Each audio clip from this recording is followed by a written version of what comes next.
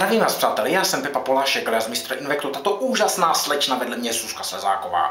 A chtěli bychom pozdravit naši společnou kámošku Máriu Sněžkovou. Ano, ahoj Maji, myslíme na těba. Mária Sněžková, úžasná slečna, mistr světa v diskotancích, dělala i Anděla v pořadu Modré z nebe ve slovenské televize. Je to i finalistka slovenské Miss Universe, je to i Invekto Girl, s Máriou jsem fotil dvakrát, je to úžasná slečna, je to jedna z nejhezčích slovenských modelek, jaké jsem kdy poznal.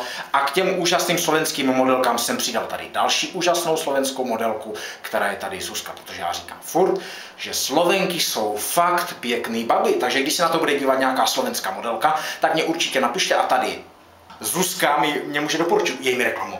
Určitě. Tak no, holky, no. Že jsem dobrý, že fotím pěkné fotky. Super. No, super, no, trošku víc. Veď nemôžem tak, lebo potom ťa budu, vieš. No, jedem. A ještě už mi reklamu udělal a já si teďka omlouvám, asi šáhnu na pěknou babu, sledujte. Tak harleky.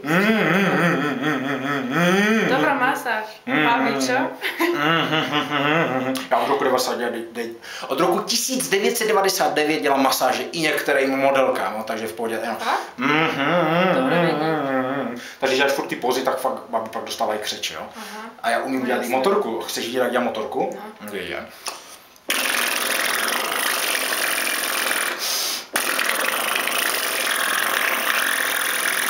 Babi, určite príďte, zabavíte sa fakt, taká zábava, že dovidenia. A já nejsem vůbec magor, jo? Že nejsem magor. To nemá s magorizmou nic spoločné, tá zábava.